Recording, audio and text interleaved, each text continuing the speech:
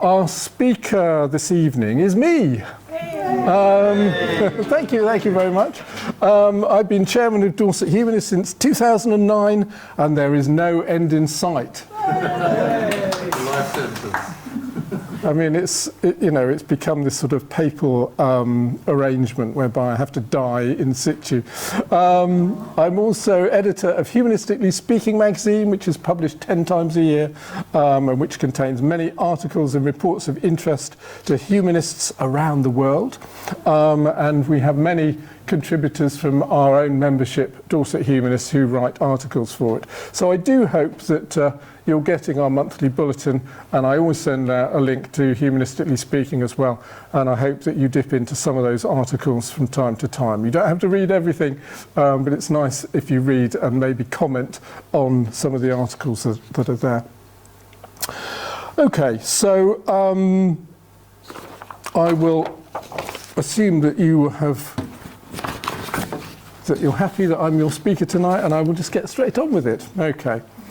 Well, the idea for this talk came from Steve Neal, and unfortunately Steve is not able to be with us tonight, but I'm going to say hello to Steve because he might be watching this on YouTube later. So hi Steve, this is for you. And if it all goes wrong, I can blame Steve, okay, for the idea. Steve and I met up on the 1st of December last year, and I made a few notes after we spoke. I hope I've got the notes fairly accurately, but I'll take responsibility for what I say. I made a note to the effect that the idea of human flourishing needs to take account of the individual human situation which people find themselves in, and not to think of it as if it's a song by the Seekers. Now this is something that Steve, he started singing when we were in, I think he started singing when we were in Serco Lounge in Westbourne. I'd like to teach the world to sing in perfect harmony. Right, that's enough singing for tonight. But okay, so I think the idea that Steve had about this is that, you know, that humanists can talk very glibly about human flourishing. And he's hoping that it's not like this kind of, you know, Seekers song, which is rather syrupy. Steve also said that he's interested in a number of other isms, including Stoicism, existentialism, Epicureanism, Buddhism, nihilism, and hedonism. I'm not sure if he was expecting me to talk about all of those things tonight, but I am going to talk about all of those things, but very briefly, obviously, because, you know, we could have a whole evening course on just one of those things.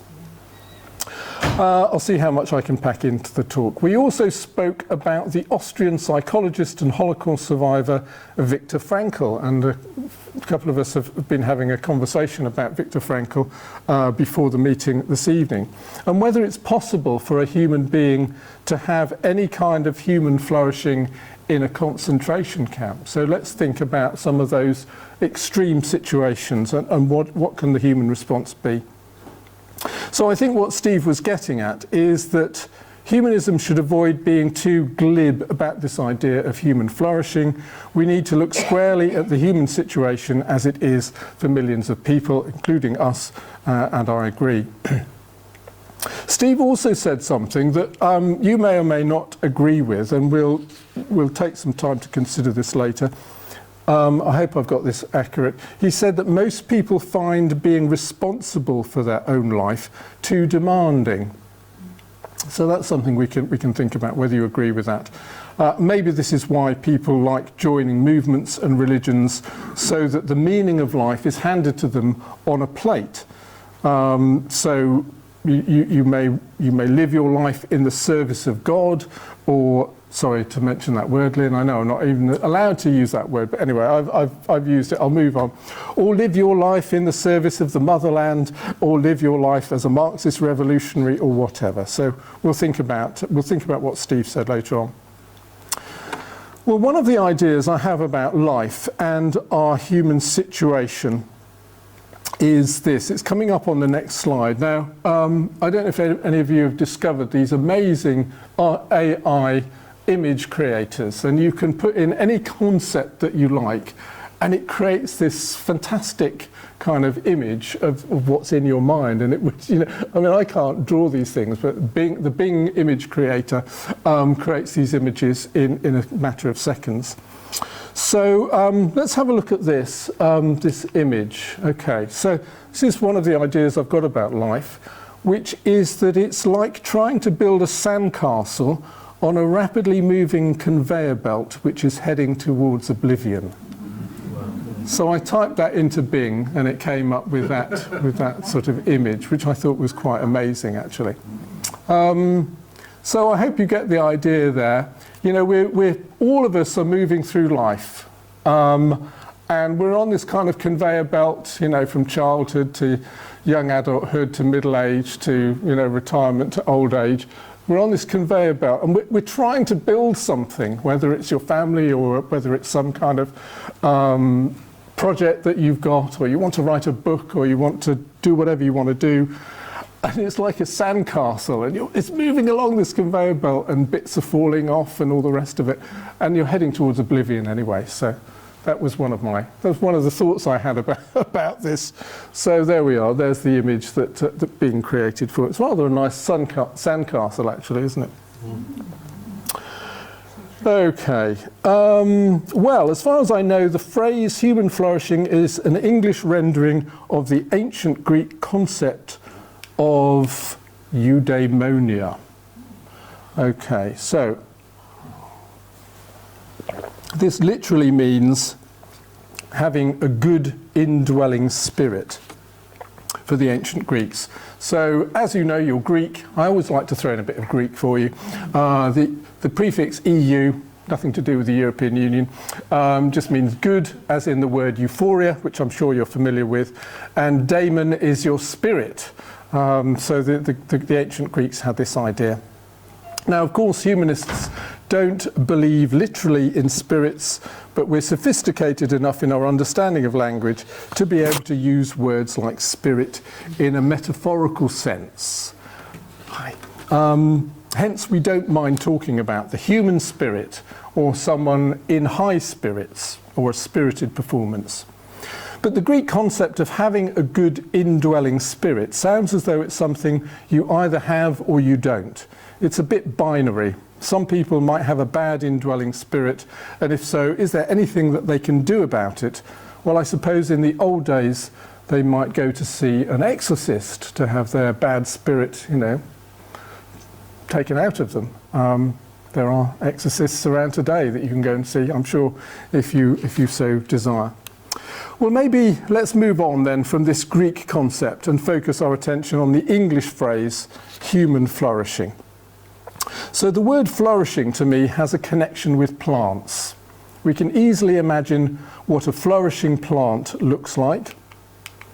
It's growing healthily and luxuriantly. Its leaves are a vibrant green. It may be producing flowers and it doesn't have any signs of disease or distress. A flourishing plant obviously needs the right environmental conditions. It needs to be in a good position to take advantage of all the sunlight it needs. It needs to be in good soil with the right nutrients, and it needs just the right amount of water. It may also need to be visited by bees and other insects in order to bear fruit. It may be self-sufficient, or it may need looking after by a human being. It's also very easy to imagine what a non-flourishing plant looks like. So I've got one on the slide, but I've also brought one along for you. Here's one I prepared earlier. Okay, so this is looking like a very sad plant. This is in my bedroom, and I said to my partner John, I think I need a new plant. So here's one that is flourishing. There we are. So yeah, so that one's not so good, is it? I think you'll agree.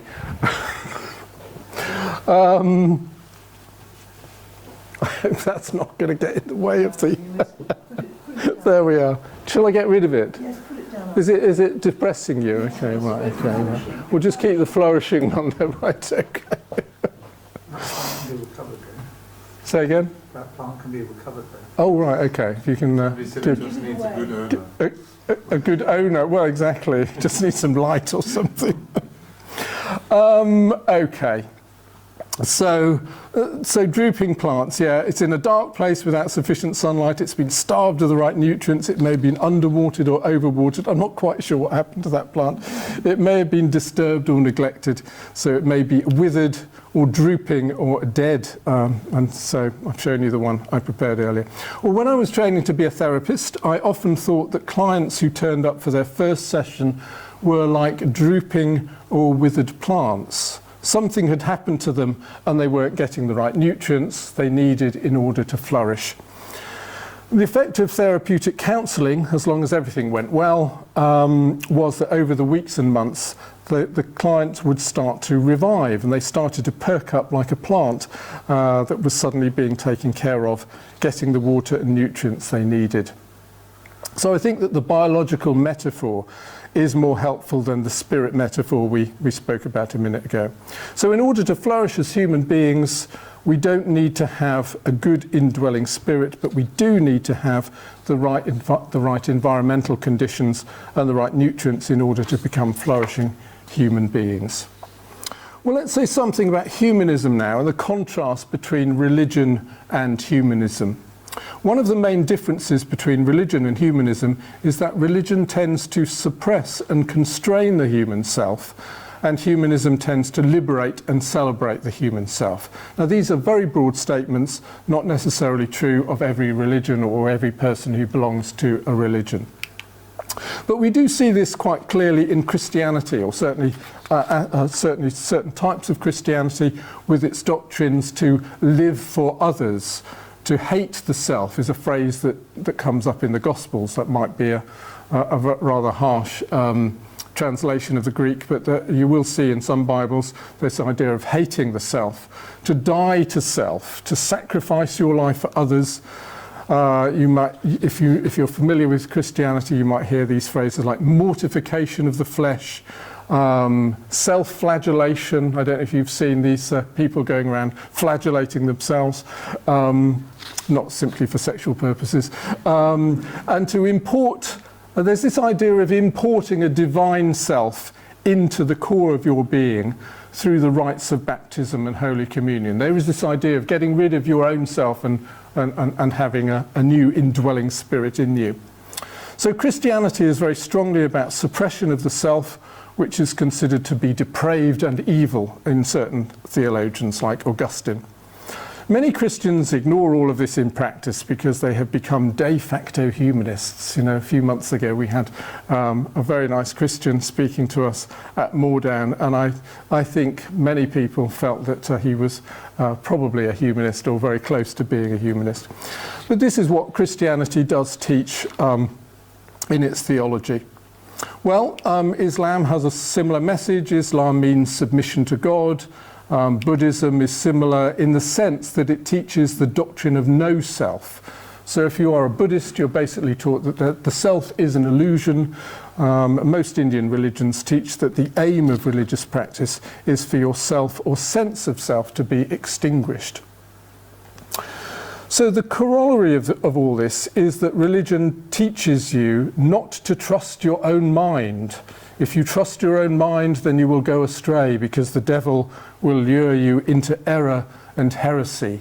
So when I was 20 years old, I told my vicar in Boscombe that I was going to study theology, and he said, well, Satan is going to be tempting you if you study theology, into wrong thinking.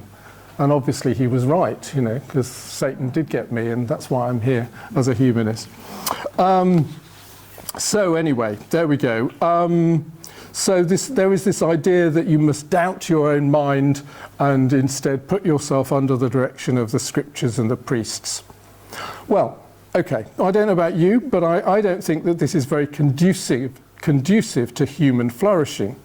So as many of you know, I was a very pious young man in my teens, but I was quite depressed in my late teens. I'm sure lots of teenagers get depressed. But I do link my depression to an excess of religious belief and piety. I'd been taught to suppress myself and put all of my trust in God, but it didn't seem to be doing me any good.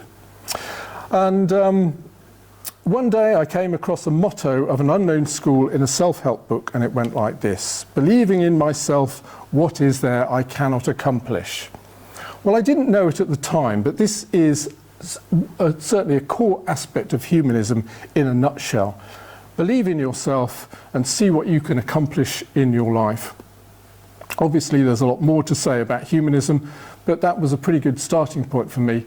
And I saw this when I was about 18 years old, so this was before I became an atheist as such. But this kind of inspired me when I was about 18 years old, 18 or 19. So something lit up in my brain. I thought, oh, this is very different from Christianity, and it took me quite a number of years to fully learn how to believe in myself, to put this into practice, and many years of study to get Christianity out of my system altogether. So what I'm suggesting here is that religion is not, certain types of religion anyway, not conducive to human flourishing if it entails some kind of suppression of the self. And humanism is more conducive to human flourishing because it entails this idea of liberating the self. Okay, well, you might well ask, is there any evidence to suggest that believing in myself is a successful strategy for life and human flourishing? Isn't it just one of those self-help slogans or cliches that people trot out and it doesn't really mean anything? Well, I hope you're not too disappointed, but I haven't written a scholarly talk for you this evening. I haven't spent hours searching Google Scholar to see if I can prove to you from peer-reviewed literature that people who believe in themselves do better in life than people who don't. So let's just say it seems to me like a reasonable hypothesis, and you can argue with me if you would like to. So if you believe in yourself, have confidence in your own abilities, it seems likely to me that you will do better in life than someone who doesn't believe in his or herself and has no confidence in their abilities. And the reason for this is probably because the person who believes in his or herself is more likely to have a go at things that are challenging and to persist when the going gets tough. So it seems plausible that there's a link here between self-belief and willingness to take on challenges, to persist despite difficulties and failures, and to be resilient when things go wrong.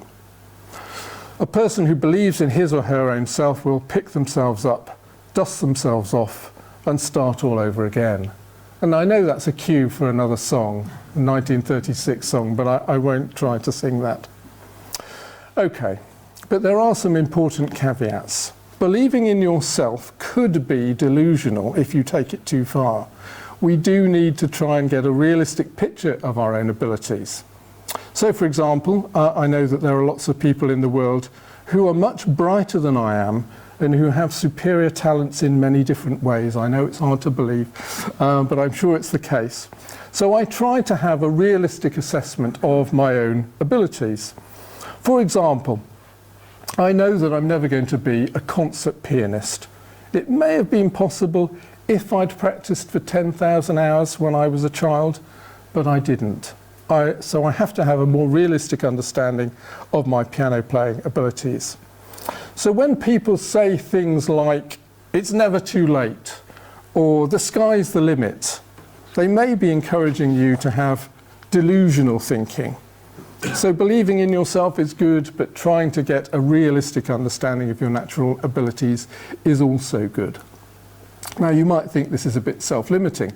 Maybe the most successful people in the world are simply those who were delusional and somehow they made their delusions come true through sheer persistence and hard work. Well, that may be the case for some exceptional people, and of course it may be true for you. So I don't want to rule out exceptions to my general message of being realistic. Okay, we've probably said enough about self-belief for now. What else is needed for human flourishing? Well, at this point, the obvious model to reach for is Maslow's famous pyramid.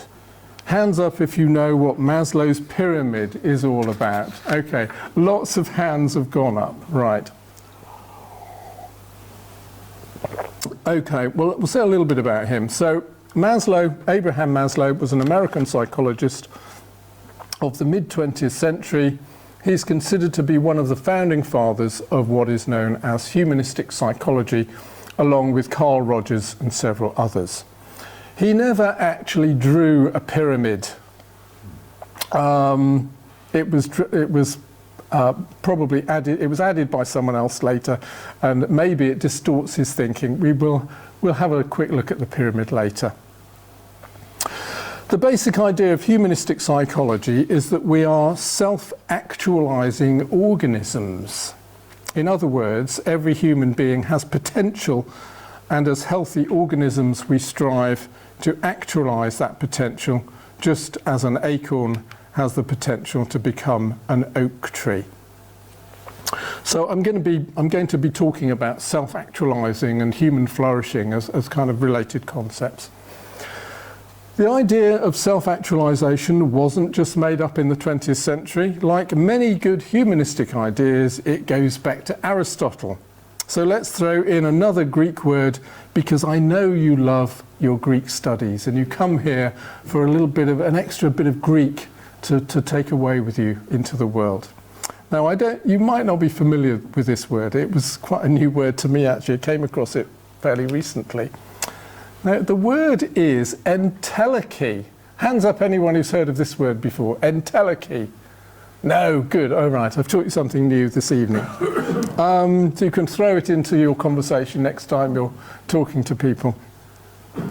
It means completeness or perfection. So Aristotle used this word to describe the condition of something being fully realized or actualized, as opposed to being merely possible or in a state of potentiality.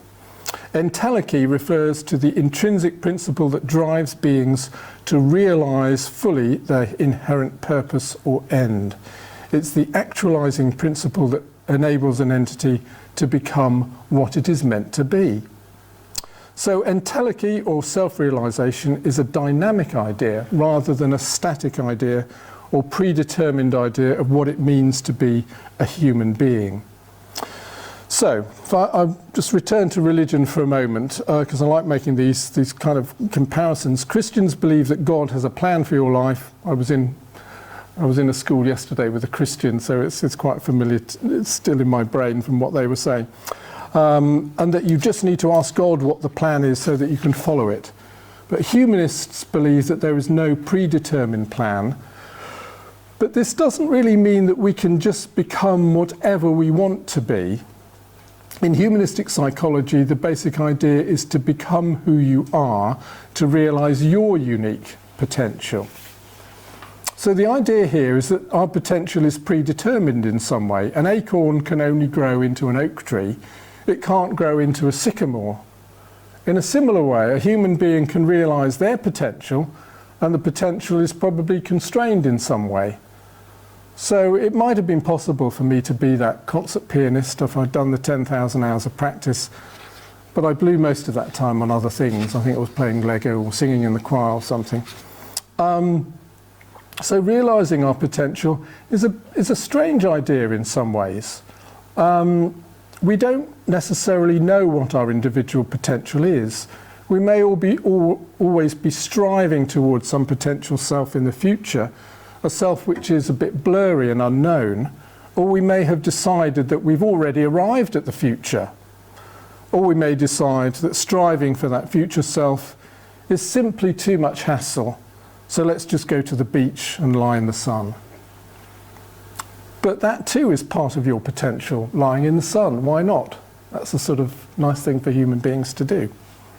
So this is not just about striving for achievement. I'm not really talking about oppressing yourself with this idea that you've got to be a high achiever to be a humanist. So I think the key message of humanistic psychology is to break out of a sense of fatalism about your life and to strengthen your own sense of agency in your life. Having agency means taking responsibility and trying not to blame others when things go wrong. That's quite an important aspect of it. So when we were talking about the plant metaphor, we spoke about the plant needing the right environmental conditions. If you bought an indoors house plant, there's no point putting it outside and expecting it to flourish. And there's no point buying a house plant if you put it in a dark corner, as John is always reminding me when my plants die. So how does this work with human beings? Well, of course, Maslow was right that we do need a whole load of things in order to flourish. So we will have a quick look at his pyramid. Now, I saw loads of there were so many versions of this on the internet. They're all sort of variations on a theme. But let's just quickly run through the different levels there. I need to put my specs on to see my laptop. Okay, so at the bottom of the pyramid, physiological needs. So obviously we need things like air, water, food, shelter, sleep, clothing, and reproduction for our basic needs. Then up a notch, safety needs. You know, we need to feel safe and secure. We need employment, or we need some means of an income. We need some resources. We do need health if we can, you know, hopefully we need good health if we're lucky enough to have that, and some property as well. Then we have love and belonging needs, friendship, intimacy, family, sense of connection. The next thing up the pyramid is esteem, respect, self-esteem, status, recognition, strength and freedom.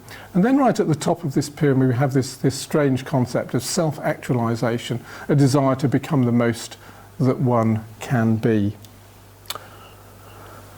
Well, I think this is quite good in the sense that it illustrates the holistic nature of human flourishing. It's not just one thing, you know, we kind of need all of these things. But I think the problem with this, certainly the problem with putting this in this kind of pyramid format, is that it suggests that self-actualizing is something that only happens when we ticked all of these other boxes, a kind of pinnacle achievement. But I think a healthier way to think about this is that if we wait until all of these things are perfect, then we're never going to have any sense of self-actualization, or it might just be something that a few people achieve in life while the rest of us languishing somewhere further down the pyramid. But I think we can have a sense of self-actualization every day. So a question for you. What are the ways in which you can self-actualize every day? So this is the idea of becoming who you are, realizing your potential, using the skills that you've got. What are the ways in which you can just experience this, maybe in quite simple ways, just every day? So I want you to talk to the person next to you and just suggest a couple of ideas. How can you self-actualize every day?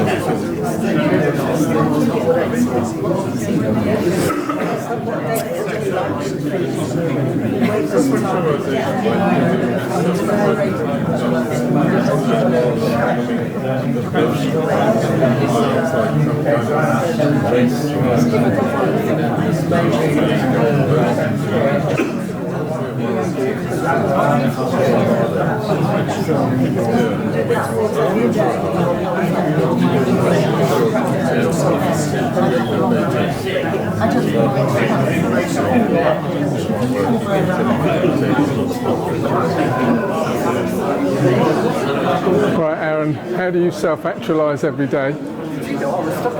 Stuck with it. That's fair enough. Yeah. Yeah. Yeah, why not?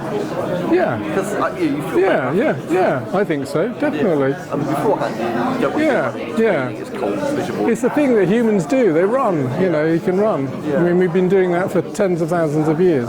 Yeah, it's changed. Yeah. No, I think that's a good one.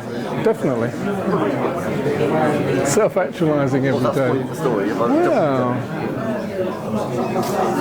Well, it could be simple things like cooking a meal, which is going to be on my next slide, but it could just be writing a talk, or reading a book, or having a new thought or something. Simple things, really.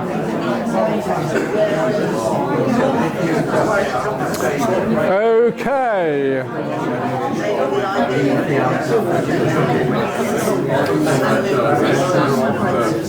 If I can bring you back together now, and we'll just get a few ideas from the audience. It's always dangerous doing this with children because they go off topic very, very quickly. But I can tell that you were definitely on topic there for the entire period. So has anyone got any sort of nice ideas to share with me, or maybe something that the person next to you said about? Or they may have said, what's he talking about? I don't know what that speaker is talking about. Any thoughts? Don't be shy. Who's going to go first? Yes, Corinne. In my life, twice, I've been on a course for a week long at a spiritual centre, and it's called Discovering Your Life's Purpose. Well, the first time round, for sure, I was busy thinking about, should I make handmade shoes, or should I open a holistic health centre, or, all this kind of stuff.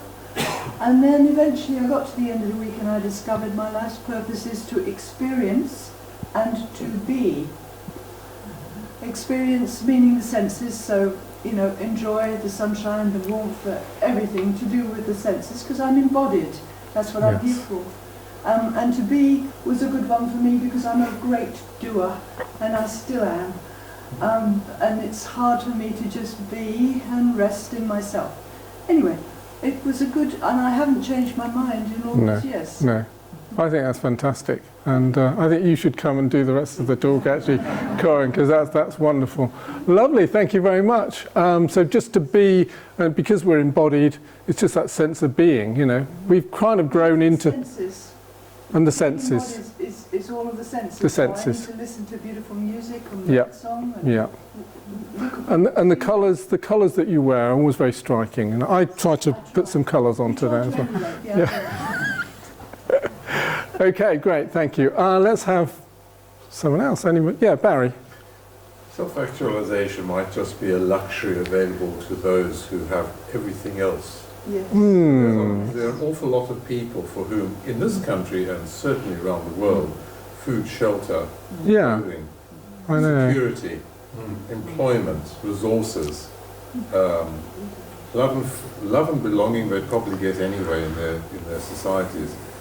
So many people live without respect, self-esteem, status, recognition, freedom. And there's just very, very few of us who can indulge ourselves in this being what we want to be. Yes. I'm a little bit sceptical of it. That's fine. That's absolutely fine. And that's partly why I'm saying I'm sceptical of the way this slide is presenting it, as if it's this peak thing that, you have to have all of these other things in order to have this idea of self-actualization or flourishing.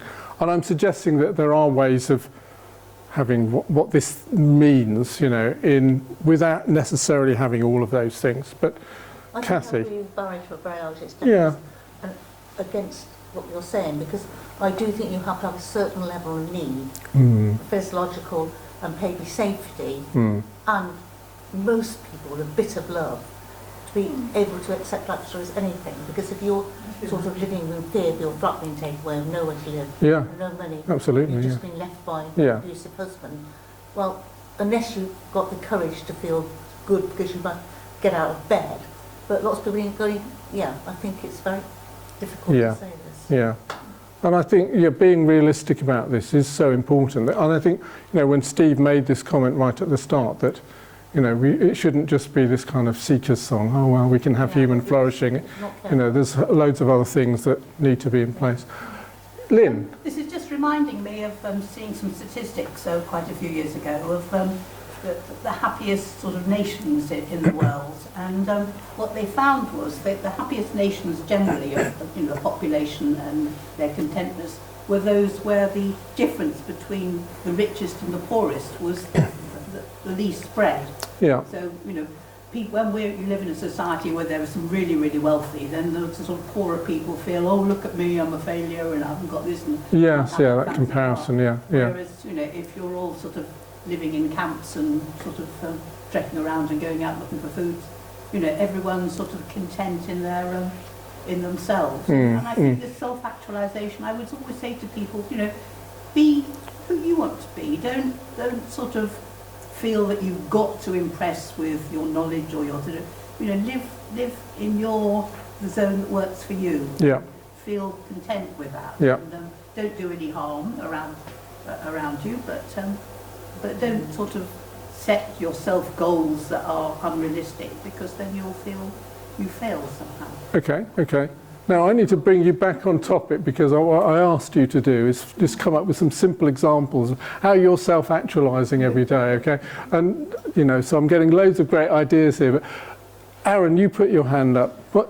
Yes, originally I always thought this was a top to bottom thing, chart, but going on with what you discussed, I go running every day now, and it's my life commitment. I will go running. And there are days when you don't want to get up, you don't want to get out of bed, you don't want to face the world, but you go running, and during that, you might be tired, it might be raining, it might be unpleasant, but you get to the other end. It's like being plugged into the socket, because you're energized, your morale's up, your life's up, you've got an appetite, and you come back with a different mindset. So I'm going to go with that one. Thank you very much. Phil? I've got an aim in life. I'm doing an hour's saxophone practice every day, and I'm aiming to become Charlie Parker by the time I'm about 90. Excellent, yes. And I think I might get there if I don't die of heroin or something. Right, okay, I didn't know about this, but that's great. Roger? Yeah, I think it's about having a conversation with yourself almost, being understanding, what you want to achieve, and not necessarily your life goals, what you want to achieve that day. Yeah. Sometimes, even if you're living in a lots of bills to pay, you get anxious. You might say, no, actually, I need to take time out today and just do nothing, or soak in the bath, or watch a point TV, or something, just so you can re-energise. Yes. And better be able to cope with the stuff that you need to cope Yeah. Just to live. That's good. Grace? Yeah. The lady next to me said that she just had a pacemaker fitted. Yes. And it's just changed her view on life. Oh, excellent. Okay, good. Yeah. She's just sort of living for what she can do for other people. Yeah. Well, I think it's crackers actually, but I said I'd like to be like, everybody's familiar with the puppet Sooty, and how he called it. And what Sooty used to have was a magic wand, and anything that he wanted to change or put right, he waved his magic wand and everything was right. And I'd like to be like Sooty and end the war with Israel and Yes. Okay. Yes, wave the wands. Okay. Sooty, it's a long time since I've thought about Sooty, but anyway, that's a nice thought. I think we're probably most of us old enough to remember Sooty and Sweet, but yeah. Okay. Well, look, that's great. We've got probably two different things going on here. There is this idea that self-actualization might be a luxury that. So as Barry was saying, and Kathy, it's a luxury for maybe wealthy Westerners. But there's also, I'm trying to also, in a sense, be critical of this, maybe that diagram really, and just have this idea that there are ways in which we can experience self-actualization. Is a kind of, maybe it's one of those psychological terms that we can park if we want to, but human flourishing, there are ways in which we can experience flourishing every day. Okay, well let's move on a bit. So what I had on my slide was these kind of things. To cook a meal is kind of self-actualizing. If you have the skills to cook a meal and then you present a meal and you do that for yourself or for family or friends, learning something new, improving your skills in some way, earning some money, coming back to what Corinne said, just enjoying being alive and the senses that you have. So I'm suggesting that self-actualization is not necessarily some great big goal like reaching the South Pole or climbing Mount Everest. It might be. Self-actualization and therefore human flourishing is something we can experience in many small ways every day. So I'm saying it's not binary, it's not something you either have it or you don't. It's quantitative, you can have more or less human flourishing, and it changes from day to day. Okay, well I am going to say a little bit about economics and politics now. We've spoken a lot about politics in the last couple of months at Dorset Humanists, but it is an important aspect of this.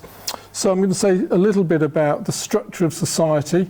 It has a bearing on the extent to which all human beings are able to flourish. Humanists want all human beings to flourish and not just the lucky few. So throughout most of recorded history, human beings have sorted themselves into classes. For most of history, there's been a big divide between a small class of wealthy people at the top and a very large class of serfs or slaves at the bottom. Since the Industrial Revolution, we've also had a middle class of relatively prosperous traders, merchants, entrepreneurs, and professionals. And some scholars argue that democracy in the modern age has gone hand in hand with the rise of the middle class. The high watermark of democracy and greater equality in the modern age was after the Second World War and before the neoliberal revolution of Thatcher and Reagan. This was the age of the American dream and the British dream. If you were a bus driver or a junior clerical officer in 1980, it wasn't difficult to buy your own house.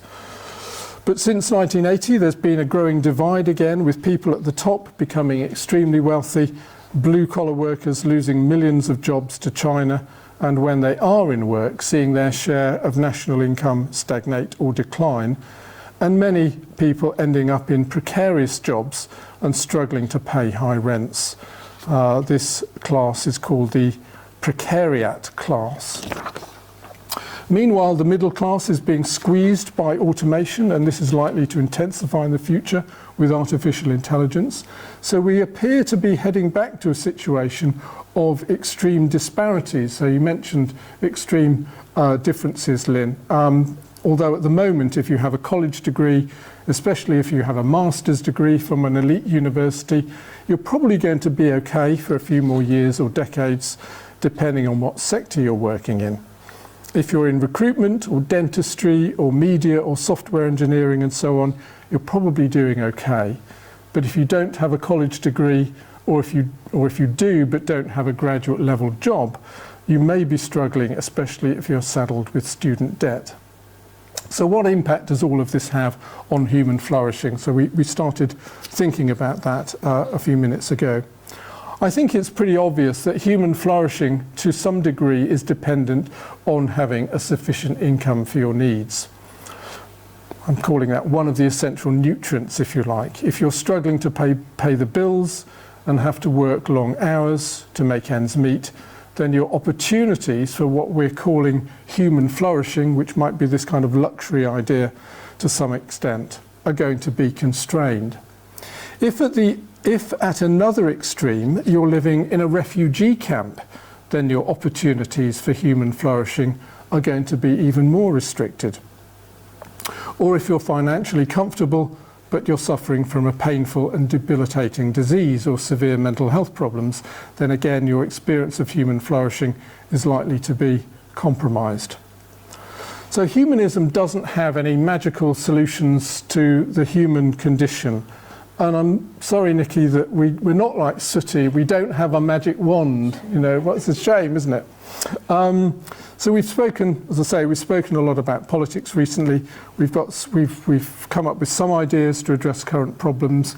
We don't pray to a God to make things better, and we don't imagine that we're all going to go to paradise when we die. The Christians I was in school with yesterday, you know, have this idea that the whole of the earth is going to be turned into a paradise at some point in the future, and they're going to live happily ever after.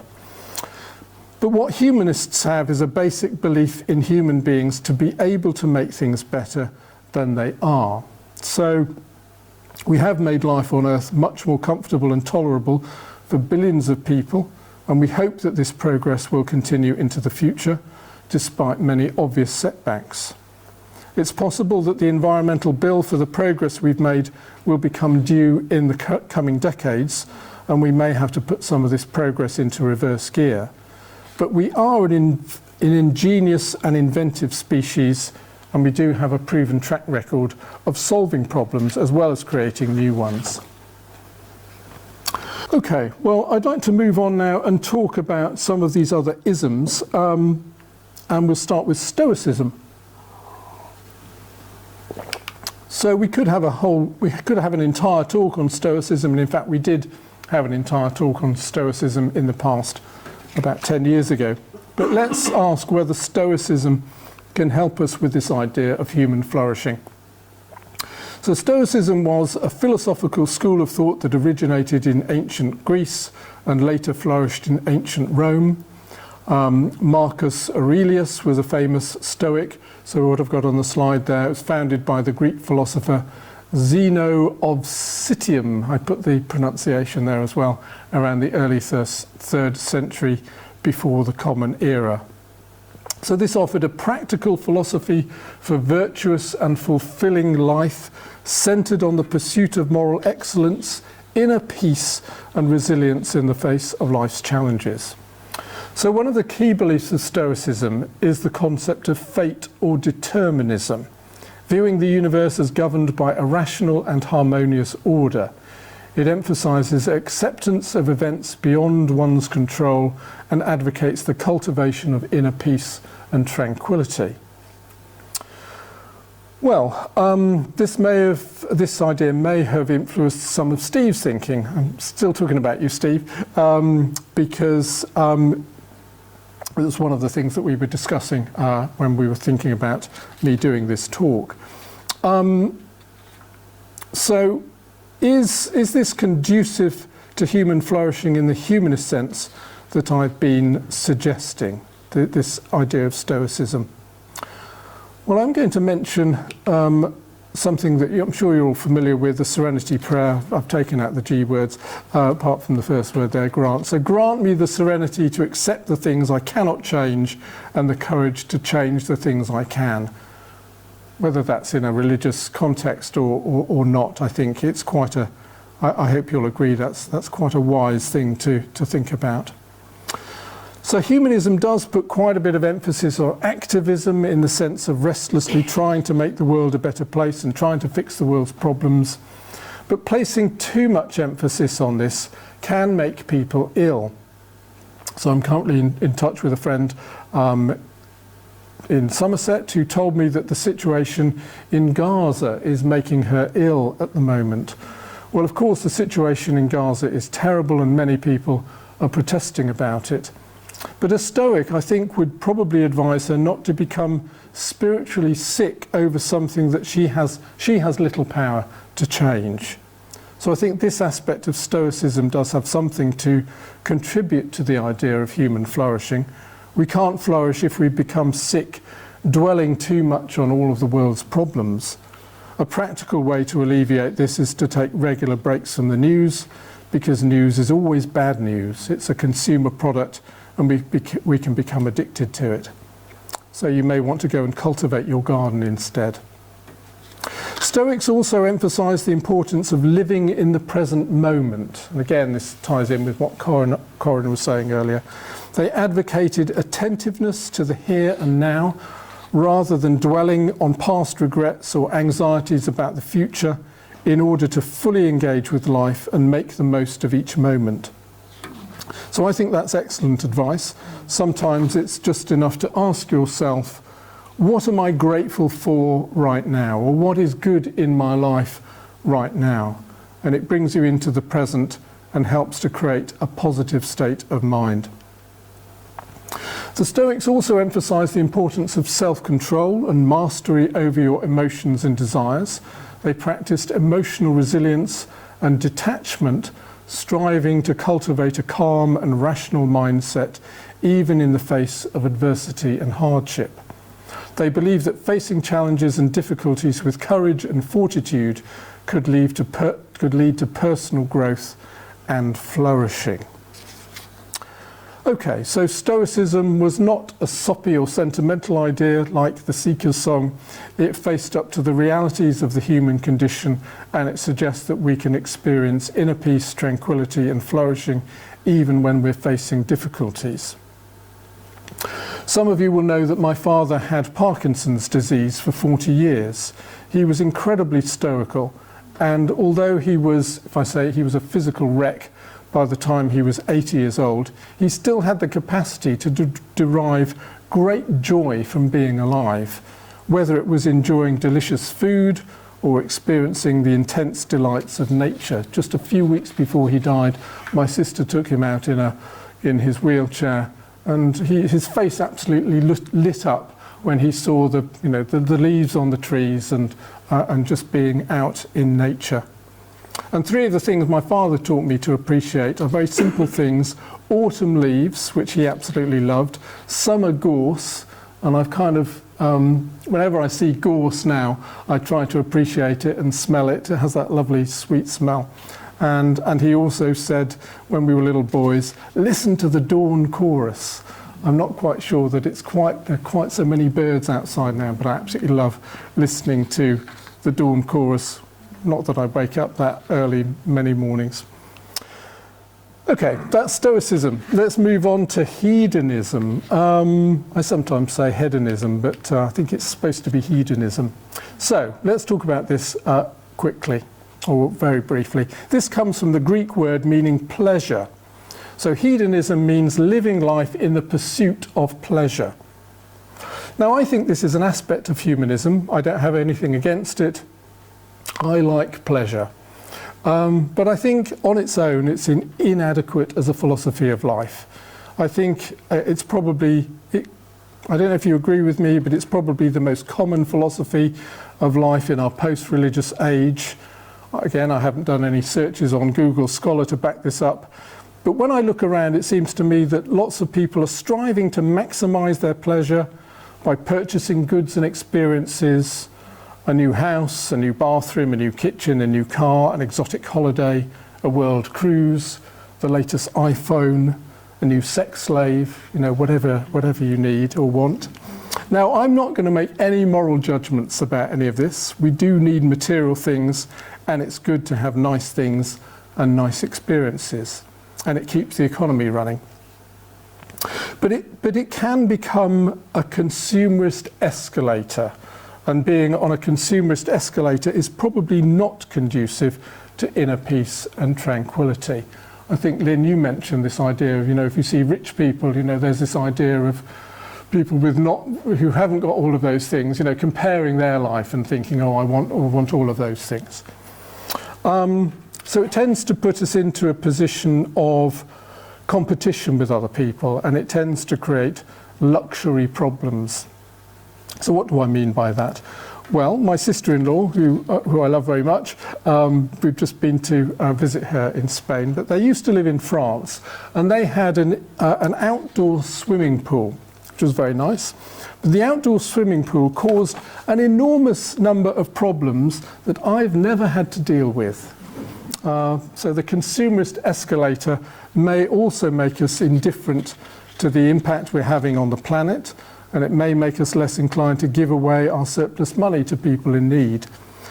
So in summary, I think that hedonism, the pursuit of pleasure, it's a natural human instinct, and it's okay as part of a balanced philosophy of life.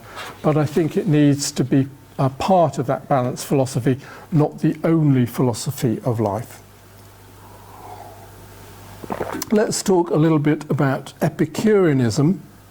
So this is based on the philosophy of Epicurus, another ancient Greek philosopher who's sometimes thought of as one of the precursors of humanism. And this idea, Epicureanism, was commonly supposed, particularly by Christians who disapproved of him, to be based on the pursuit of pleasure. But the kind of pleasures that Epicurus had in mind were actually very simple. A piece of bread and cheese, a glass of water, and abstinence from sex. Well, I think that's taking it a little bit too far, but if some people want to live life in this very limited way, then good luck. let's say a little bit about existentialism. I ran an entire evening course on this a few years ago, so I'll have to cover it very briefly. But the gist of existentialism is that we are thrown into the world and we are responsible for creating our own meaning in life through our choices, actions and experiences. So unlike religious or essentialist views which suggest that humans have an inherent or predetermined purpose, existentialists argue that we define ourselves. I think this is very close to the humanist view, and Jean-Paul Sartre published a famous book saying that existentialism is a type of humanism. Some of you may have tried to read that. It's only a short book, but I tried to read it many years ago. So existentialism places a strong emphasis on individual freedom and responsibility. They believe that humans are fundamentally free to choose their own paths and create their own values. Well, I wouldn't go quite this far. I don't think that we create our own values. I think we discover values or inherit them which have been tested through centuries and millennia of human existence. Existentialists promote authenticity, which means living in accordance with your true self. Your true self values and convictions. Authenticity requires us to confront the challenges of existence honestly and to make choices that align with our deepest aspirations and beliefs. Okay, so the idea here is that the way to flourish as a human being is to be in touch with your deepest aspirations and values rather than just conforming to what is expected by society or by other people. And again, Lynn, I think you mentioned this, it's about people finding their own path in life. Now, this is fine as long as your deepest aspiration is not to become a psychopathic serial killer, because we may have to lock you up if that is your deepest desire. So, Steve said to me back in December that most people find being responsible for their own life too demanding. So I'm wondering if this is true.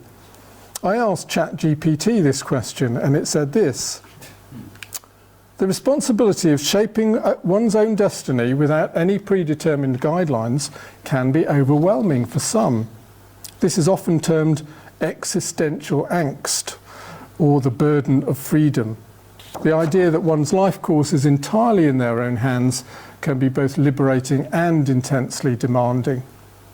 Okay, well, I'd love to hear your views on that in a little while when we get to the Q&A. Okay, let's say something briefly about nihilism. What's that? The gist of nihilism is the belief that life is without inherent meaning, purpose or value. It posits that existence is fundamentally meaningless and therefore that all moral, ethical and philosophical systems are ultimately futile or arbitrary. Well, I agree with the first part of this, which is that life doesn't have any inherent meaning other than reproduction in an evolutionary sense, and in the grand scheme of things, then of course everything is ultimately futile if the universe will simply go on expanding forever. But humanism proposes that human life is meaningful within the human life world. We gain meaning by being connected to each other, by having purposes and aims, by living a human life which contributes something positive to the ongoing life of humanity. Having the sense that your life is contributing in some way to the betterment of the world is a noble calling, and it's an essential ingredient in human flourishing.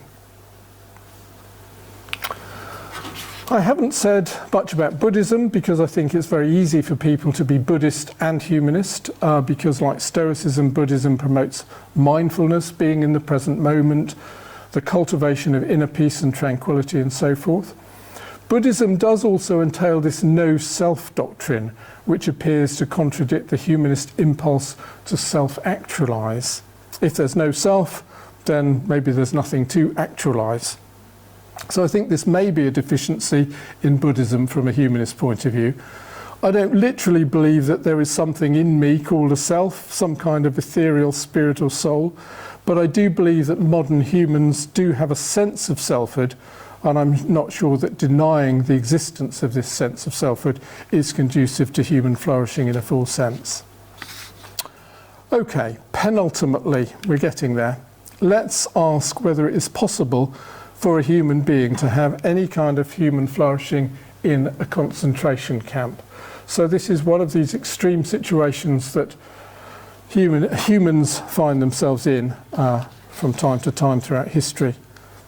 So the Austrian psychologist and Holocaust survivor Viktor Frankl claimed that it is, and that the key difference between those who succumbed to despair and those who didn't was the ability to maintain a sense that life was still meaningful. He found meaning and purpose in life even amidst extreme suffering and dehumanization by focusing on three key aspects. So we had some of us had a discussion earlier to suggesting that maybe he was suggesting that people who survived the Holocaust were people who had these attitudes. Of course, that's pretty unlikely, but I think he had this sense of if people perhaps survived psychologically, or more likely to survive if they had these three key aspects in place. So, the first he called freedom of attitude. So he realised that even in the most dire circumstances, he still possessed the freedom to choose his attitude towards his circumstances. While he couldn't control the external events or his physical environment, he could control his inner response. This inner freedom allowed him to find meaning in his suffering by choosing to maintain a positive and resilient attitude despite the horrors surrounding him. So there's obviously a link to Stoicism here. Secondly, he believed that people could find meaning in suffering, interpreting it as a challenge to overcome or as an opportunity for growth. So instead of succumbing to despair or nihilism, he saw suffering as a necessary part of the human condition that could serve as a catalyst for personal transformation and spiritual development. So I'd like to hear your views on that in the Q&A, but maybe in dire circumstances we can still find some joy in life. I haven't written this into my script, but you will know that I've been in touch recently.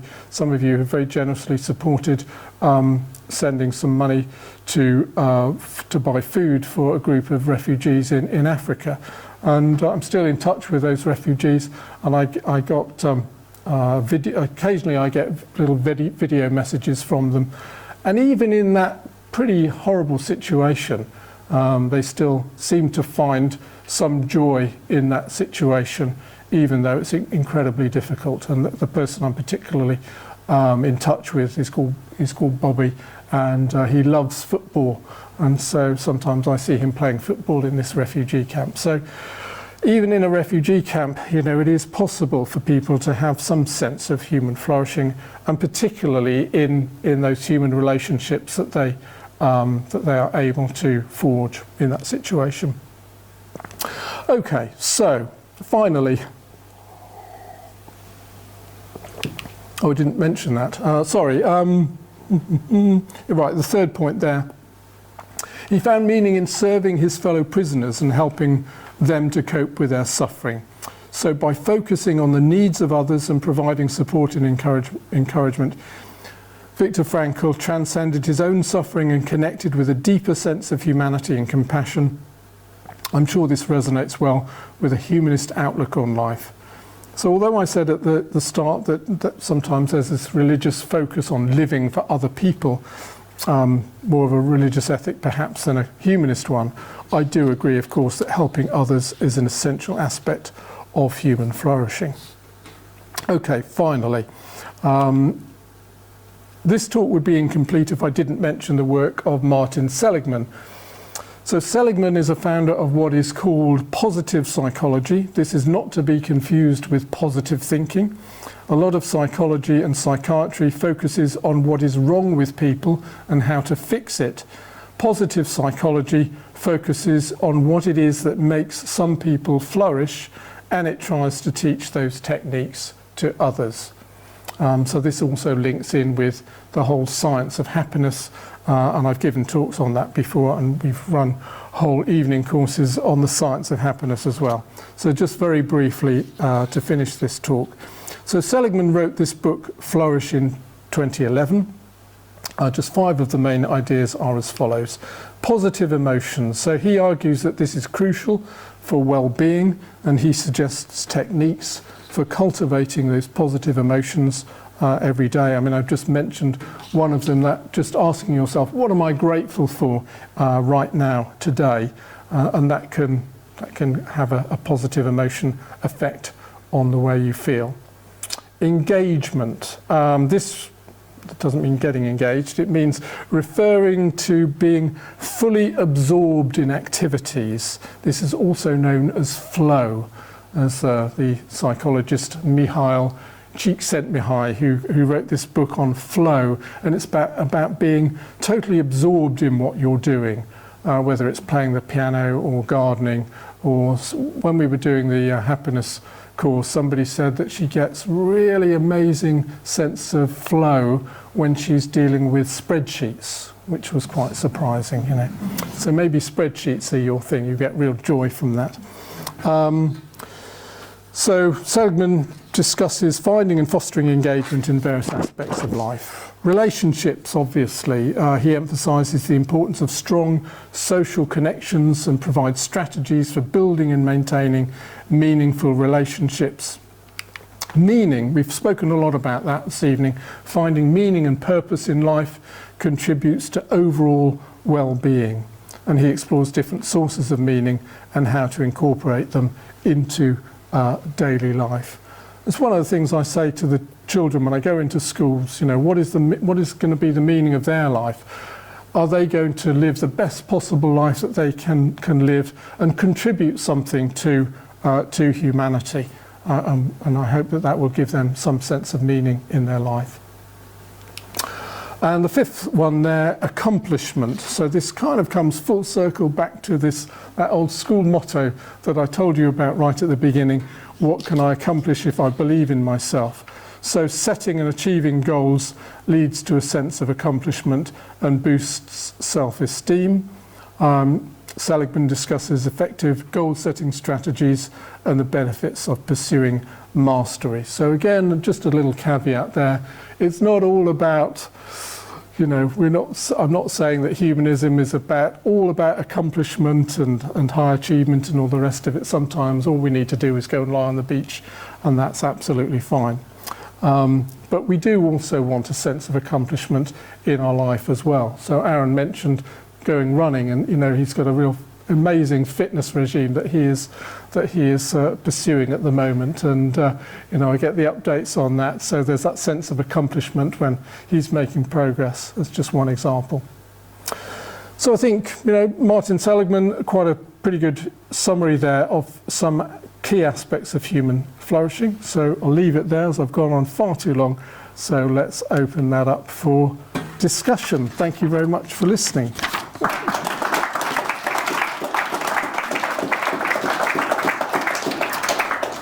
Okay, so yeah, some prompts for Q&A. I'd be interested to hear what you thought about Frankl's ideas for maintaining a sense of meaning in a concentration camp. I'd be interested to know what you thought about Steve's thoughts about, you know, do most people find being responsible for their own lives too demanding?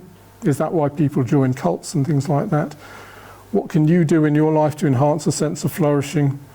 Are we living in a flourishing society, or is there something going badly wrong with our society that is not helping people to flourish?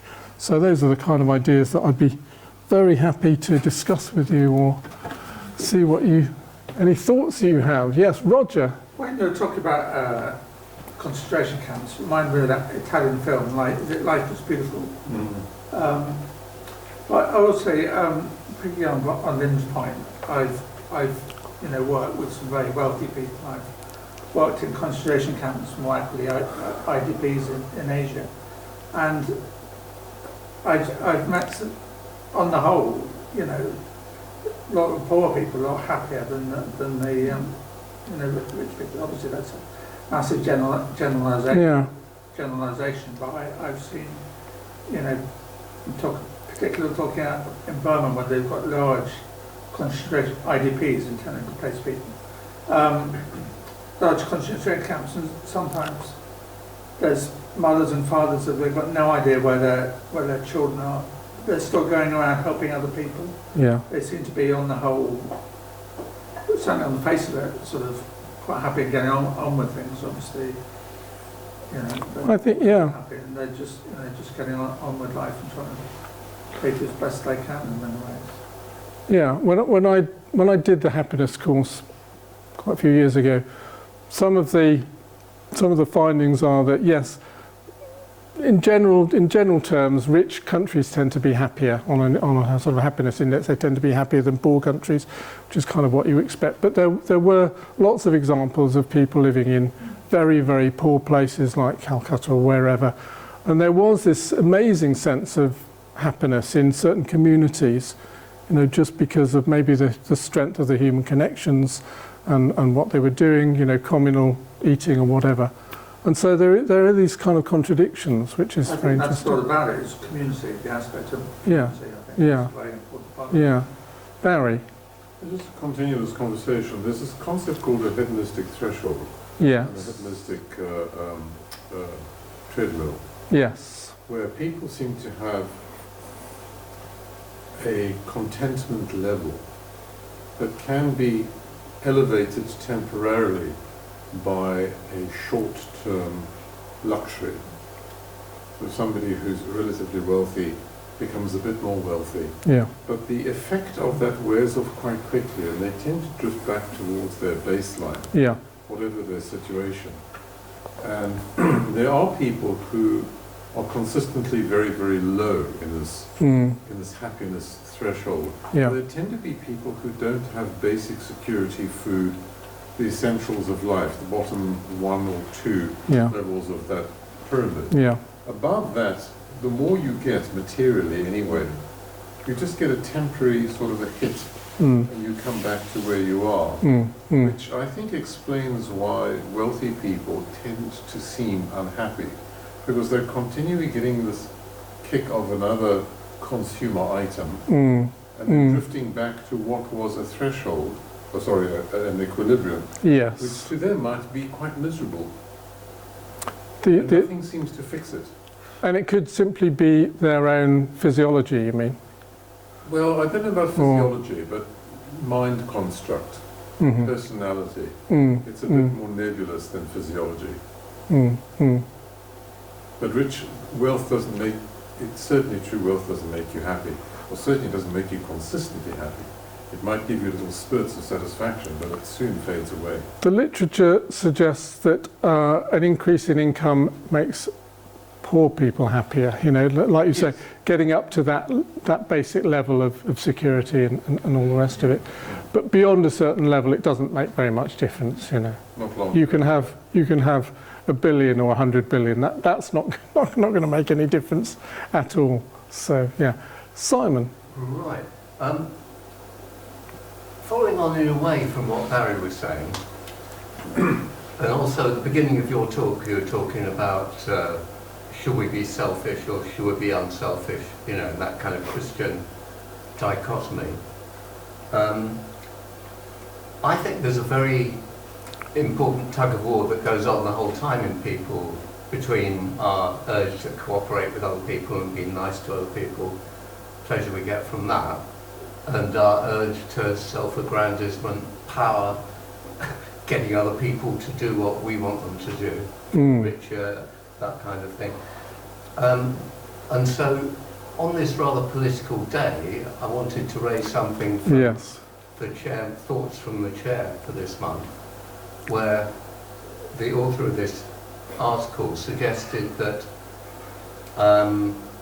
it's wrong that our national governments should be constrained by bodies like the IMF, the OECD, that's the Organisation for Economic Cooperation and Development, European Union, United Nations, WEF is that World Economic Forum, the European Court of Human Rights, and also the suggestion as should we pay attention to the Bank of England and the Office for Budget Responsibility, all these panels of different experts or people that have been delegated to do very expert jobs. And there's an article in the Guardian, latest Guardian Weekly, an interview with 380 scientists on the intergovernmental panel on climate change. And it seems to me that the tenor of the chairman's thoughts, which maybe are to do with this thing of we've got to honour the self more than the urge to cooperate. And I really don't see, when you look at the problems that the world's facing, you think of the 4 horsemen of the apocalypse: war, starvation, international pestilences of various kinds, without cooperating with international bodies of the kinds that you've listed here and relying on the advice of experts who know an awful lot more than we do about economics or studying the climate. What hope is there for mankind? And it strikes me that this discourse of, well, we must all just stand up for ourselves, forget all these quangos, these bodies of experts urging us to be woke behaviour, that really it's the discourse comes from sources like Donald Trump, Nigel Farage, the people that are wanting to push a very right-wing agenda, and basically to wean uneducated working class people from listening to any experts of any kind. I mean, I find it a very dangerous take on the moral questions which we're faced on this day that an election's been called. Okay, so maybe we can bring this back to the idea of human flourishing. I think that's kind of taking us a little way. I mean, it's fine for you to critique what I wrote in the bulletin, Simon. Did you defend any of it?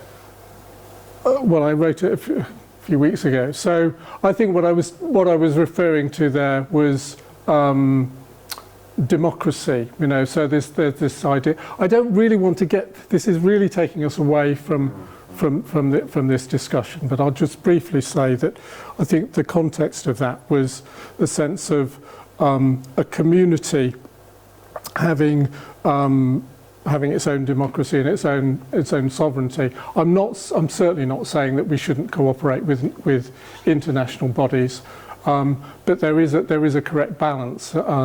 There is a correct balance there.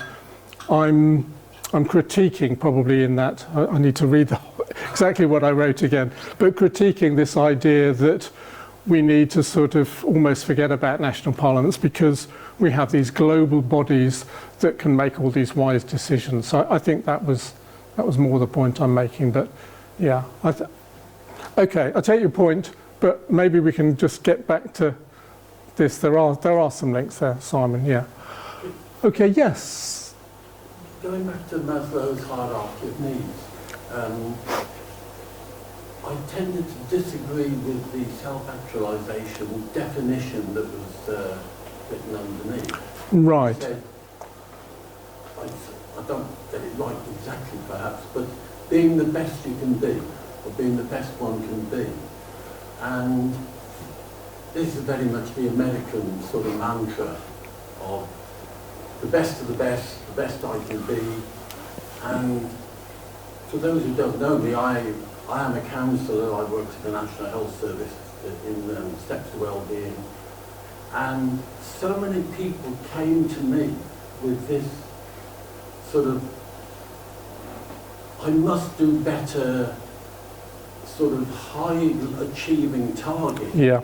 And it's an achievement that you never know where the end is. That's it's right. Like kids saying, are we there yet? And it's like, no.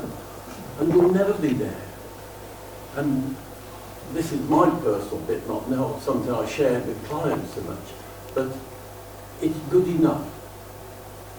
And to me, human flourishing is about releasing myself from the introjects of society You hear it when you talk to people, the language, I must, I should, I have to. All these words that sort of we load on ourselves, which prevents human flourishing. I mean, it's so interesting that Seligman was a lifelong depressive. You know, I didn't know that actually. He Yeah. is a lifelong depressive. Right. Seligman, the University of Philadelphia. And for me, it's sitting quietly, and I ran a course for unemployed people, and I said to them, ask yourself the question, when did you last feel that warm, get out of your head, that was, what's his name, Sartre, who separated the mind and the body, we're one. When did you last feel, hear, that tickle of excitement of doing something? When did you feel that? Wow, that was worthwhile. Happiness is the word I struggle with. Fulfillment is one that feels better to me, but that's me. And I think to identify what in me gives me that's worthwhile. And to tease it apart and to understand it and then say, right, how can I live my life? Because it's not a life isn't a destination, it's a process, isn't it? Yeah. You know, how can I live my life where I have more of those experiences that give me that? That's rewarding. Can you give an example in your own life, Tony? Can you share one? In my younger days, I was a school teacher, locally at Poole Grammar School. And I taught economics and business.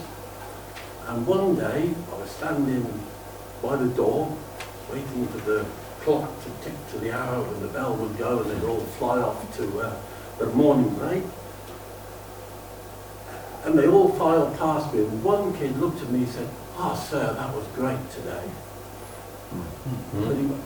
I walked to the staff room on air. Of course, yeah.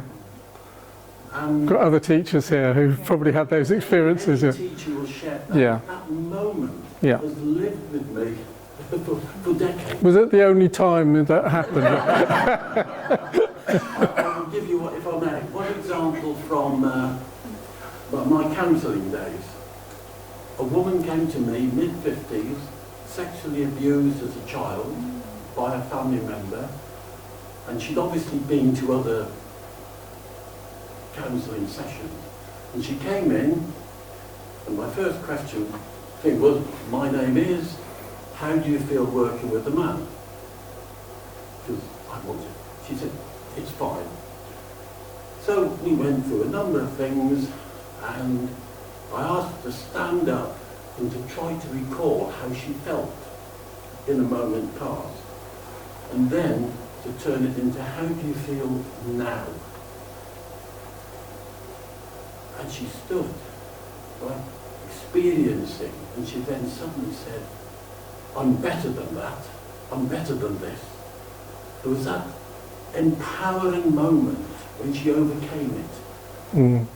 And she repeated it a number of times. She sat down and she looked at me and she said, wow, you are good. And that's self-aggrandizement now, if you like, for me.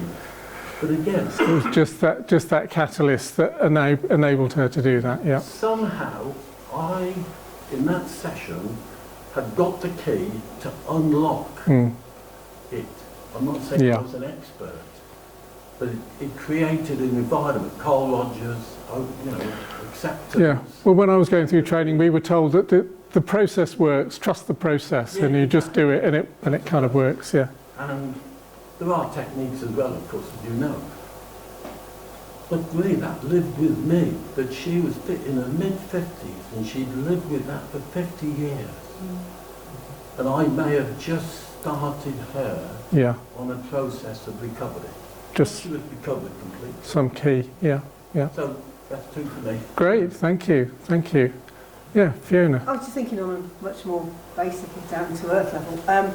Maybe the key for deconstructing Maslow's hierarchy of needs is to think, okay, my life isn't perfect, I don't have the emotional relationships I want, for example, I don't live where I want to be, but maybe I'll still make some time to do something which might be creative or might not be creative. Yeah.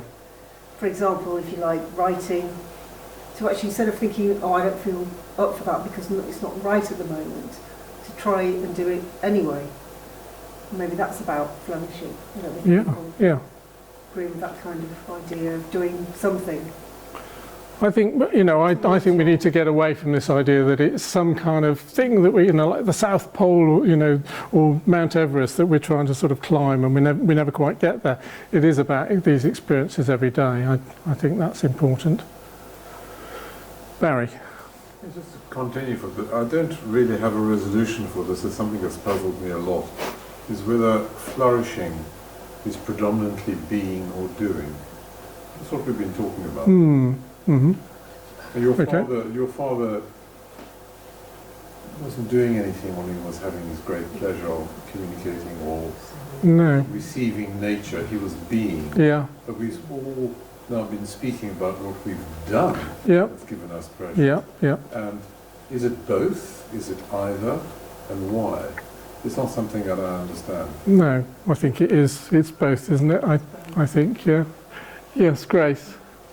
I love your attitude of gratitude, because that's so important, because when we have negative thoughts, or when we say bad things to ourselves, about ourselves, or remember bad things, those negative things are very, very destructive.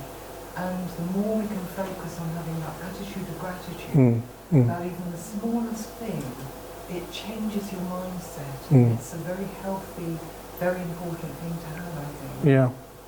It's certainly one of the sort of top 10 lists of techniques for, you know, just giving yourself a little boost of positive emotion.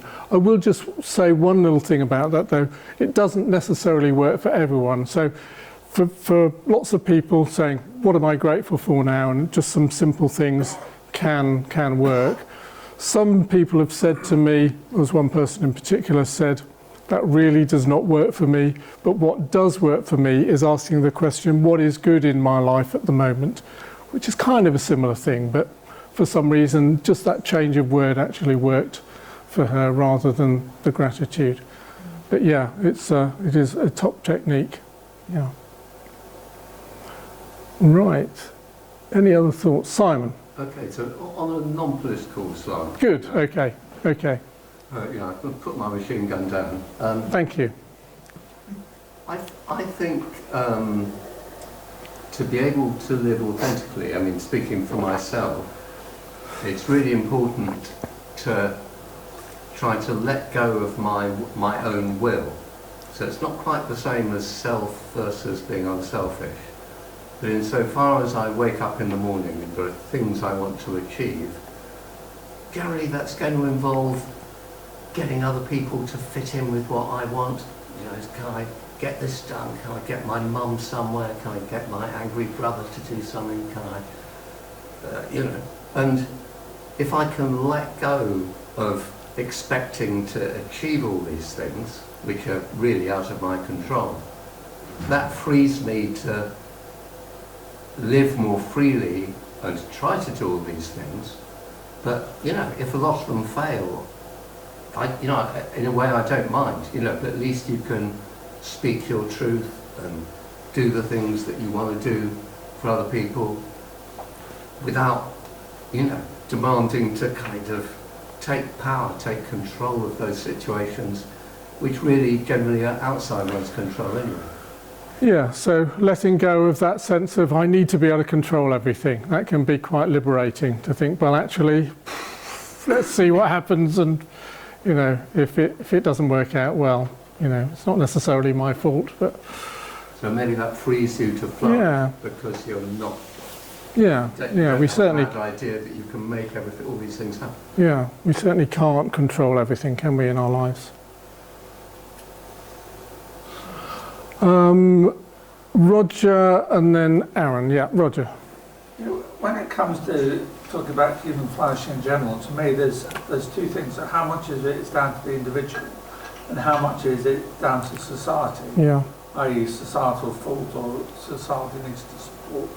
But I think what these tools sort of help in a way is actually helping individuals sort of come outside themselves and actually find, even if they're in horrible situations, finding some sort of peace or contentment in some areas that allow them to cope better in the harder or difficult areas.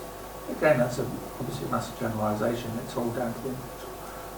But I think, you know, how can society help as a whole is just as important about finding out how humans can flourish individually. Yeah, I agree. It has to be both of those things, doesn't it? I mean, I think some of the kind of happiness industry has been kind of criticised for almost taking the focus away from the politics. Oh well, people just need to be responsible for their own happiness, never mind about the economy. Actually, it does. We do need both of those things to work together. Aaron.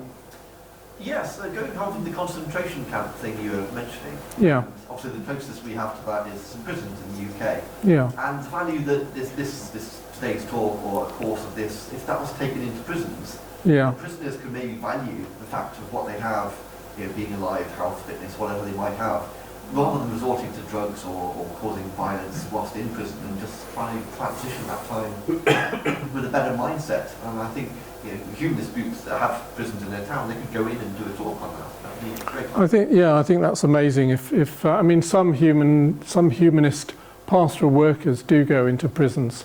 I'm not in touch with any of them. It would be great if we could get one of those people to come and talk to us, actually. Didn't we have one from Winchester? Pardon? Didn't a girl come from Winchester? Oh, we did actually, yeah. It was probably about 10 years ago, wasn't it? Was it long ago? Or at least. Maybe more. Yes, she did actually. Was that long ago? Okay, well, whenever. But I think she was brilliant. She did actually, yeah. I mean, I think we all know that conditions in prisons in this country are pretty dire, aren't they? But Aaron, are you saying that even in those, given whatever the conditions are you suggesting that some of these kind of ideas might be able to help prisoners in that situation? I don't know how bad it is, but... Yeah, I'd say so. Okay. It can help in concentration camps. It certainly can help in prisons. Yeah. Which are not usually quite as bad as concentration camps. But it's the attitude thing, isn't it? You know, when he said of the concentration thing, you know, I may not be able to change the circumstances, but I can affect my own attitude. Yes. Yeah. Just a word on prisons. We're an unusual country, certainly in Europe, in that our philosophical focus on punishment or prison is that it's to protect the public and to punish the criminal. There's very, very little rehabilitation. But if you cross the English Channel and you go to Europe, you will find an entirely different centre of gravity in their approach to crime and its management. We are barbarians in that regard. Yes, it's very bad. Has it reduced the crime figures? Has that? Well, the prisons are all overflowing, so probably not. No, in the US and the UK, there tends to be much more repeat prisoners even after they're released. Yeah. Where in Europe, they tend to be less repeat offenders. You get lots of fresh ones and stuff. Maybe. Aaron. Another point. If you go over to Studland, the nudist beach, and you swim there, everybody is the same. And there's nobody got to wear wallets, nobody's got a fancy car, nobody's in a suit. Everybody is the same. And you'll go out to swim in the sea, and because it's not so many families as individual people, you'll swim there. I was next to a guy who owned a chain of hotels and was talking to me about the stresses of life, of all his money, everything he's got, and he was there the same as me in the water just chatting about it. And we were at the same level. He was a millionaire. You suggest we criminalise freedom? Yes. We're having all our meetings naked from now on. Well, one of our members did want to set up a humanist naturist group, but I don't think there were many takers, but there we go. Yes, Kathy. I'm not quite sure what it fits in, but no Yeah. one's mentioned the word laughter. And Oh, right, if okay. it's genuine laughter, that's the time I probably feel genuinely the happiest. Mm. I'm not talking about in the big things, but in the moment Yeah, happiness. yeah. When you actually, I can just remember a silly occasion where someone got the name of my street wrong. I don't know, it wasn't funny, but when they turned up, it was just, we just had such a lovely 10 minutes just laughing together. Mm, mm. And I just think that makes an enormous difference to you. Yeah, absolutely. If you can have that great sense of, people often put on adverts if they're trying to meet someone, they put GSOH, don't they? Great sense of humour or good sense of humour.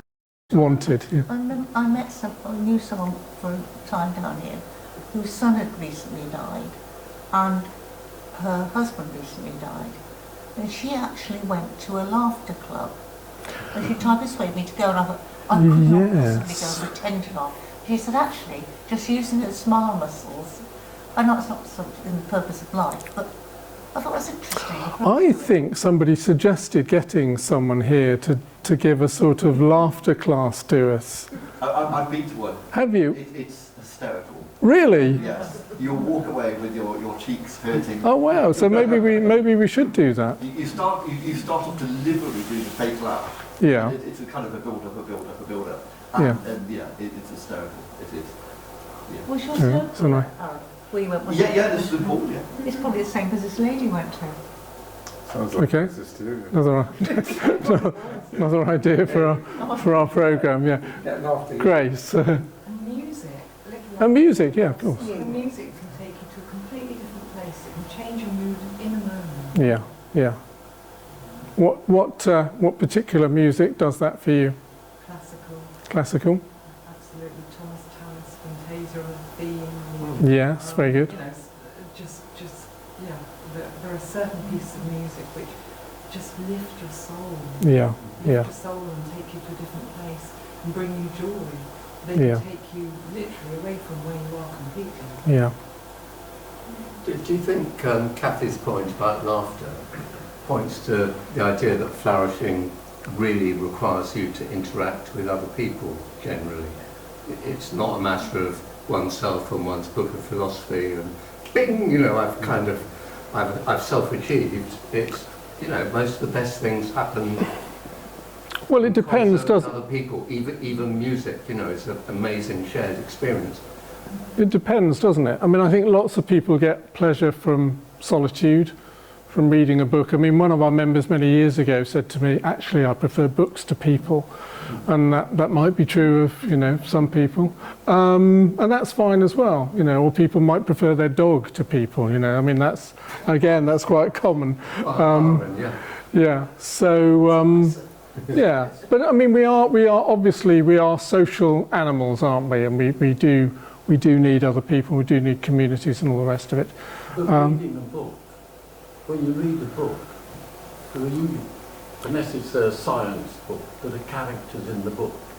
And many people complain that they watch a movie and it's not like the book because they developed a relationship with the character. They created, to some extent, from themselves, the character, and you develop... Yeah, and they're immersed in that, yeah. Somebody saying, I prefer books to people, is a way not quite 100% true.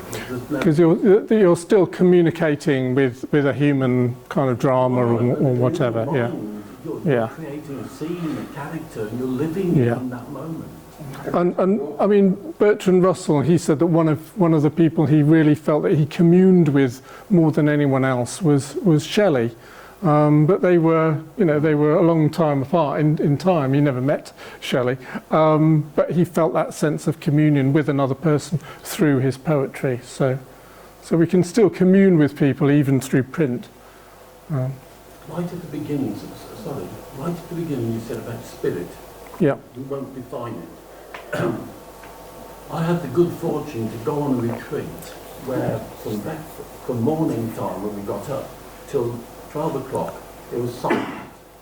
And I was terrified about going on a silent retreat because I'm not a silent person. And I thought, I have no idea how I'm going to cope. But the freedom of going to breakfast and not having to say anything. Oh wow, that's interesting. It startled me. It startling. And then we were given tasks to do. And I was out in the garden cleaning these steps leading down to a pond in Dartmoor, on Dartmoor. But I felt the other people. I couldn't see them, but I could feel I was part of some community, and the feeling of being there, it was real. I really felt, I thought, this is spiritual. That reminds me of the Quaker idea, isn't it? When they just get together in a circle and they don't say anything, or they might say something, but basically it's a kind of silent thing. Yeah, maybe we can have a Dorset Humanist silent retreat somewhere. That might be an idea as well. Retreats normally like 10 days. 10 days, right? Okay. 3 days, it's just like scary and panicking. You just don't know what to do. Oh right. And then it's like it's just like a whole So experience. you've been on one, have you? Have you been on one? I've been on one, yeah. Right. Okay. Right, we're nearly out of time, but Fiona, did you? No, I just want to say that, strange enough, last night I actually went to an improv group. I don't know if everybody knows what improv is. Improvisation? Yeah, so it's just like drama, but you make it up. It's quite challenging. But it was absolutely brilliant. I've been before, but last night was particularly good because it included self-actualisation, challenge, laughter, lots of laughter, and totally being in the present. And yeah, I mean, you have to reflect, you have to be, very much be, but also you're doing, so you know, Yeah. that was really good feeling and buzz of it gives you. Okay, I've never been to one of those. That sounds interesting. And David, John, yeah. we haven't mentioned the contribution made by pets to human flourishing. Pets. Yeah, so I did mention dogs briefly, but yeah. Okay. Oh, cat. I didn't mention cats. That's the reason Steve isn't here, because he's looking after a cat. An ex-dog owner, and because I'm on the fourth floor, I can't have a dog, so I'm friendly with neighbours' dogs, you know. And I'm amazed at the contribution they make to my neighbours' welfare. Yeah, it's very significant. Absolutely, yeah. They're friends that don't answer back. They don't answer back, they give you unconditional love. Yes, well, dogs do, I'm not sure about. What about the cats? Did the cats give you unconditional love, or do they, or is it all conditional? Conditional. If the food bowl's full and you've got enough toys to play with, then they'll be happy. But dogs have owners, cats have staff. Yes, Yeah. The philosopher John Gray wrote a book on the philosophy of cats, and it's quite an interesting book. We need to wrap up, but Aaron, did you have one last point? Okay. Right, okay. Thanks for all those points. That was a lovely discussion. Thank you very much. So just very briefly, if you have enjoyed this evening, and even if you haven't enjoyed this evening, we always appreciate a donation of around £3 to help with our expenses. Our next pub social is on Thursday, the 6th of June, 7:30 noon in the square. That particular evening is going to be a silent pub social. No one is allowed to say anything, and Lynn will be there to make sure that no one says anything. Teetotal one as well? Teetotal, yeah, well, I don't know about teetotal now. Oh, sorry, I can't do it. Are you okay to do that one, 6th of June, Lynn? I think so, yep. Okay, either Lynn or Dean. Our next event at Moordown Community Centre is on Saturday the 8th of June. That is on the subject of transhumanism. Transhumanism and superintelligence. So this is about turning yourself into a kind of cyborg and living forever and having superintelligence.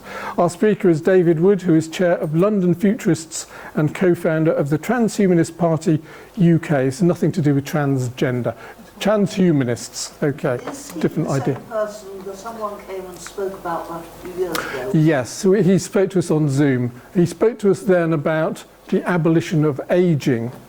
So if any of you do not want to age anymore, you can listen to that talk. But he's talking about superintelligence. If you want to be much more intelligent than you currently are, that he might have some ideas for that. Friday the 21st of June is World Humanist Day. Last year we had a picnic on the beach. We tried to use the barbecue things, but they didn't work, so we ended up with sandwiches instead. Yeah, they were working. So weather permitting, we might do something similar this year, but I haven't even given it much thought apart from what I've just said. So we'll see what the weather's like. Our next evening event here is in a month's time, Wednesday the 26th of June. The subject is How Can We Trust Science? And our speaker is Tom Whipple. Sounds familiar? He is related to Simon Whipple, who's not here this evening. But Simon, I think, could be a nephew or something. And Tom Whipple is science editor for the Times newspaper. So should be good. So don't miss that in a month's time. Our summer trip to Down House is Tuesday the 3rd of September. That's where Charles Darwin used to live. Please see me if you would like to go on that and pay your £10 deposit. That's it. I don't know if the bar is open or not, but if it is, we'll see you there. But thanks for coming.